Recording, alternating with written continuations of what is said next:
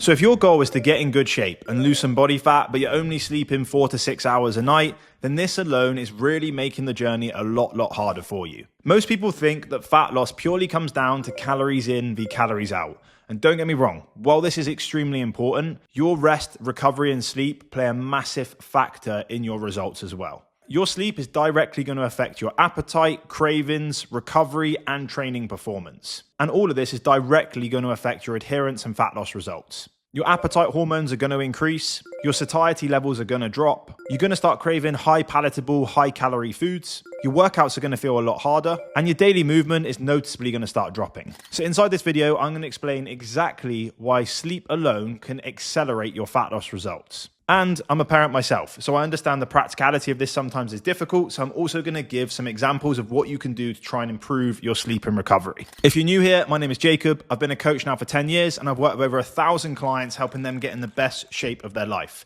And everything I cover inside this channel is what I've been implementing the last 10 years myself, as well as with my clients. So let's get straight into this and firstly explain why sleep is so important. If you sleep less, your ghrelin levels increase and your leptin levels reduce. High ghrelin means high appetite. What we want instead is high leptin levels. But the less you sleep, the lower your leptin gets, and the higher the ghrelin gets, and the higher your appetite becomes. Of course, making it more difficult for you to adhere to a calorie deficit. And when you're more tired, reward centers in your brain lighten up faster, and you naturally crave higher palatable foods that give you that quick release and dopamine hit. Your overall NEAT across the day is also going to reduce. This is known as non-exercise activity thermogenesis. It's really just how much you move throughout the day, and this is not just steps, but everything.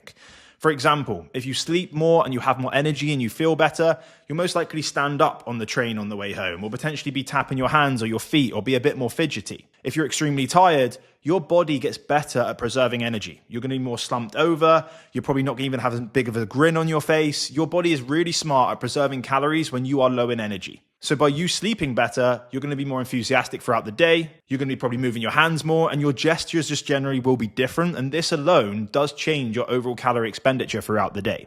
And of course, you're probably going to walk less. You're going to want to go to the fastest route to work rather than go on a longer walk at break. And things like this will obviously make a difference to your overall expenditure across the day and the week. Another big one is training performance is going to suffer, meaning that you're going to burn less calories in the workouts, but it's also going to be less effective when it comes to you getting stronger and trying to at least increase or retain muscle mass while losing body fat. You're also going to be more receptive to injury because you're not going to recover as well in between your sessions. And finally, poor sleep increases your cortisol levels, which is a stress hormone, and this will directly increase water retention. And even if you're adherent to your calorie deficit for a period of time, your scale weight will just generally move slower because water retention is higher. Now, over the longer period of time, while this doesn't matter, in a short period of time, it can be quite demotivating because you feel like you're doing everything you need to be doing, but the weight is just not moving. And I've seen this with clients before that are highly stressed in the past. Their scale weight may stay the same for 3 or 4 or 5 weeks in a row, even if we are 100% certain they're sticking to a calorie deficit. And the only reason why is because their stress hormones are high and water retention is high, and therefore we're just not seeing the movement on the scale. We can see that they're noticeably getting leaner, but sometimes you seeing the numbers move itself is motivating, and it will increase your adherence towards the plan. So if you sleep better, stress hormones will be lower, and you'll see more consistent and frequent drop-offs. And it's generally easier to track the data. So what do we need to do in practical terms? Ideally, most people need to sleep between 7 and 9 hours a night. There are a few outliers where some people can function off of less and still feel and perform well, and there are some people that do need more than this. But for the vast majority of the population, between 7 and 9 hours a night is really the sweet spot. Now, we're going to want to improve your environment to improve your sleep quality, get you into a deeper sleep faster, and make sure that you're making more use out of the time when you do actually go to bed. So a dark room and a cooler room can definitely help. And also, just making sure that you're not consuming too much blue light at least 60 to 90 minutes before going to sleep. So if you're constantly on your phone or doing stuff that's like fast moving scrolling, like on social media, that's really giving you a bit of a dopamine hit and just distracting you from other things, really try to reduce or remove these things with at least an hour before going to bed. You'll find it easier to downwind and shut off faster. The next thing then is really having a routine with this.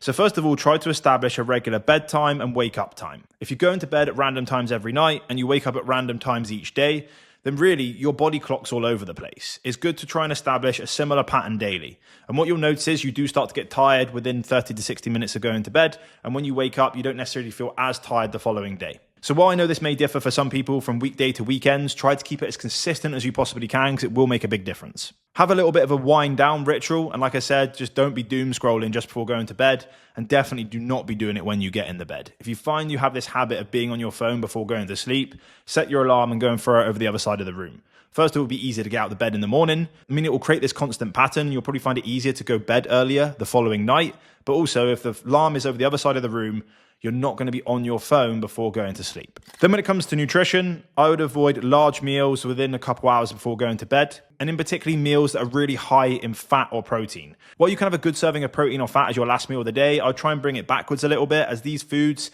they take a lot longer to digest and can be disruptive on your sleep if you're having within an hour or two of going to sleep. I would also not be having caffeine within 6 to 8 hours of going to sleep. So work out what your average time is that you want to go to bed and work at least 6 to 8 hours backwards, and that is your cutoff point with caffeine. And lastly, this does differ for most people, and I know sometimes it's not going to be practical, but try not to be training stupidly hard within a couple hours of going to bed, because that alone is really stimulating to your nervous system, and you're going to find it difficult to switch off and downwind. Personally, for me, I love training in the morning. I know for everybody that's not going to happen, but if you do train, try and give yourself at least a few hours prior to going to sleep. And finally, for the parents that are watching this, like I said, sometimes these things are just not going to be practical, but really, instead of focusing on just time, try to think about quality. So try and go to bed at similar times every night. Stick to some of them healthy habits where it comes to reducing blue light, focusing on the times of day you're training, and of course, not eating heavy meals prior to going to sleep. If you can, sometimes throughout the day, if you're a bit sleep deprived overnight, take a 20 or 30 minute daytime nap if that is something that you can do.